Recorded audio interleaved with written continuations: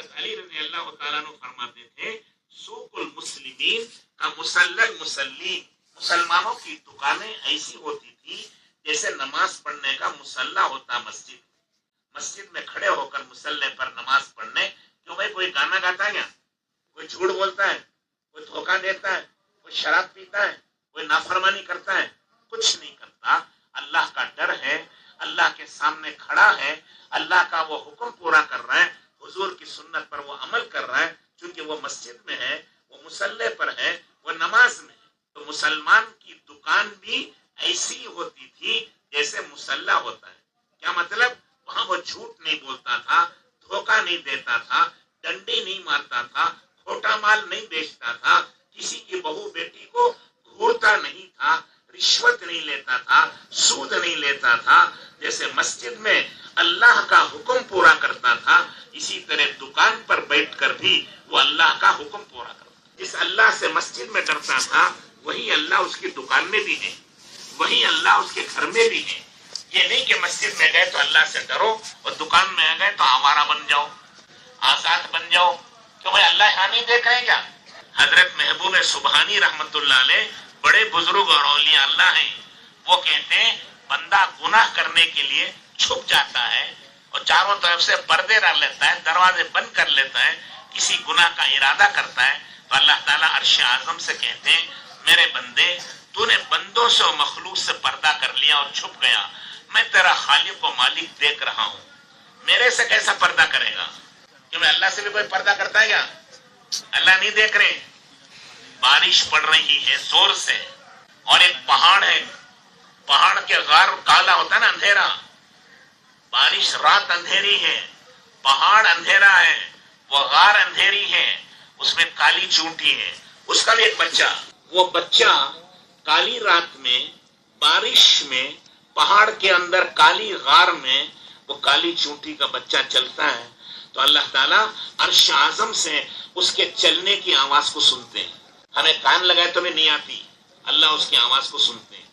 اس بارش میں، اس اندھیرے میں، اس غار میں اسے رات کا بھی کھانا پہنچاتے ہیں. ہمارے دل میں کسی کی دشمنی نہ ہو، کسی سے حسد نہ ہو، کسی سے جلن نہ ہو، چاڑی چغلی نہ ہو، غیبت و تہمت نہ ہو، کسی کی حقارت نہ ہو، کسی کو ذلیل نہ سمجھیں، کسی کو چھوٹا نہ سمجھیں. یہ سب کے سب اللہ کے بندے ہیں، اللہ بڑے ہیں، اس کے بندے بھی بڑے ہیں. یہ سب کے سب حضرت آدم علیہ السلام کی اولاد ہیں. مسلم بھی غیر مسلم بھی سب کا باپ کون؟ آدم علیہ السلام. پہلے انسان وہی ہیں، وہیں سے انسانوں کا سلسلہ چلا ہے. اور سب کے نبی حضرت محمد رسول اللہ صلی اللہ علیہ وسلم.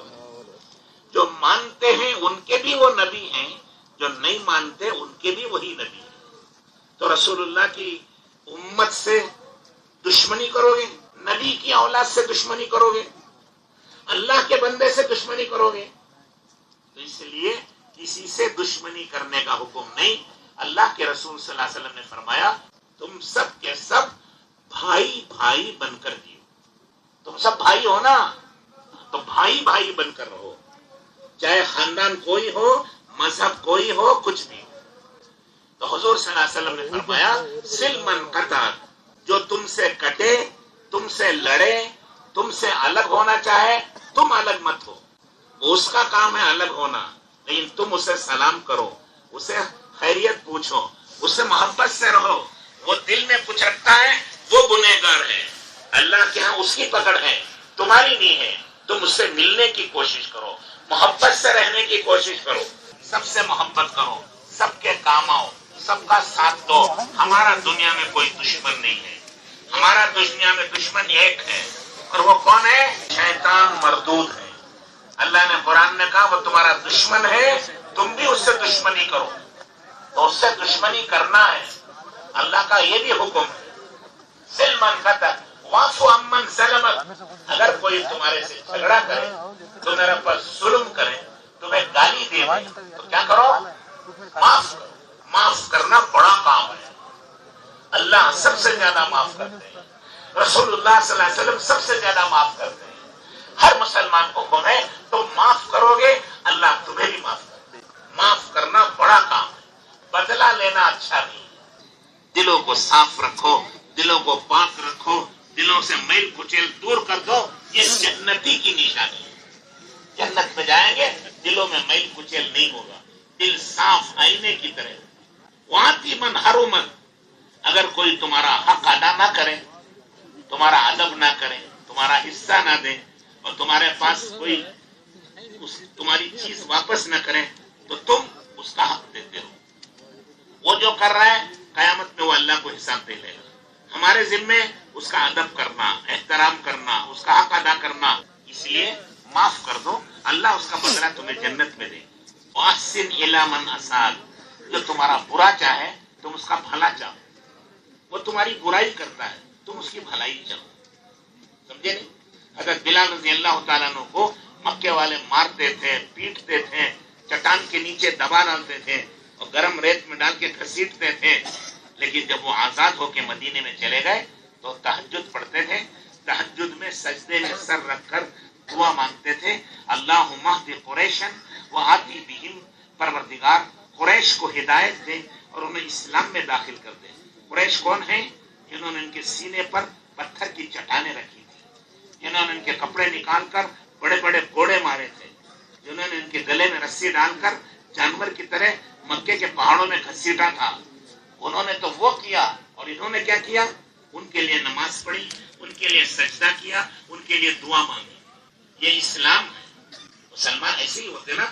خود حضور اکرم صلی اللہ علیہ وسلم احد کے میدان میں ہیں, دشمن نے پتھر مارا, لوہے کی کڑیاں دونوں طرف گھس گئی, سر میں سوراخ پڑ گئے, اور ادھر دانتوں کی طرف بھی تھے, تو اس نے پتھر اتنے زور سے مارا کہ لوہے کی کڑیاں دانتوں میں گھس گئی. سر سے خون, منہ سے خون, پیچھے ہٹے تو کھڈے میں گر گئے. یہ دونوں گھٹنے ٹوٹ پڑے, وہ پھٹ کے خون آنے لگا.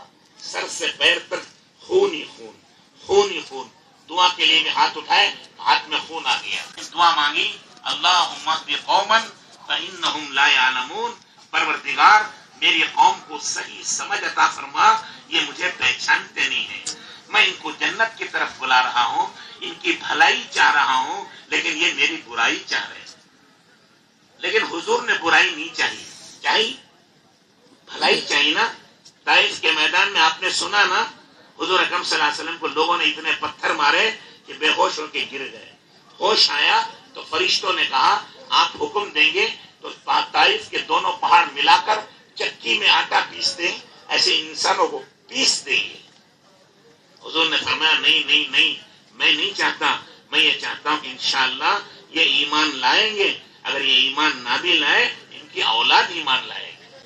تو انہوں نے تو برا کیا, لیکن حضور نے کیا کیا؟ اچھا کیا. صحابہ کے ساتھ مشرکین مکہ نے برا کیا, لیکن صحابہ نے کیا کیا؟ ان کے لیے دعائیں دی, ہدایت کی دعا مانگی, ان کی جنت کے لیے دعا مانگی. چنانچہ ان کی دعا کی برکت سے اکثر و بیشتر مکے والے مسلمان ہو گئے. تو ہمارا کام کیا ہے؟ ہمیں بھی کسی سے برائی نہیں کرنا, سب کے ساتھ بھلائی کرنا. بھوکے کو کھانا کھلاؤ, مسلمان بھوکا ہے مسلمان کو کھلاؤ, غیر مسلم بھوکا ہے غیر مسلم کو کھلاؤ. اگر جانور بھی بھوکا اور پیاسا ہے تو اسے بھی کھانا کھلاؤ اور پانی پلاؤ. بخاری شریف یہ بہت بڑی حدیث کی کتاب ہے, اس میں لکھا ہے ایک گنہگار عورت نے ایک کتے کو پانی پلایا, اللہ کو رحم آیا اور اللہ نے اس عمل کی وجہ سے وہ ماداری عورت کے گناہ معاف کر دی, اس کی مغفرت ہو گئی. اور ایک عورت نے بلی کو باندھ دیا اور گھر بند کر کے چلی گئی, بھول گئی, نہ کھانا دیا نہ پانی دیا, وہ چلا چلا کے مر گئی. حالانکہ وہ عورت نمازی و دیندار تھی, اللہ نے بلی کو بھوکا مارنے کی وجہ سے دوزخ میں ڈال دیا. حالانکہ بلی انسان نہیں ہے. تو ہمیں حکم ہے کہ انسانوں سے بھی محبت کرو, جانوروں سے بھی محبت کرو, انسانوں کے بھی کام آؤ, جانوروں کے بھی کام آؤ, سب کے کام آؤ. مسلمان کہتے ہیں سلامتی کو, امن کو, شانتی کو. شانتی پھیلانا, امن پھیلانا یہ ہمارا کام ہے. ہم اسی کے لیے پیدا ہوئے ہیں. دعوت و تبلیغ کے ذریعے سے یہی کہتے ہیں کہ حضور اکرم صلی اللہ علیہ وسلم کے یہ پاکیزہ اور نورانی اخلاق ہم سیکھیں, ہم اس کو برتیں, اس پر عمل کریں. جیسے اللہ کی مدد ان کے ساتھ ہوئی, ہمارے ساتھ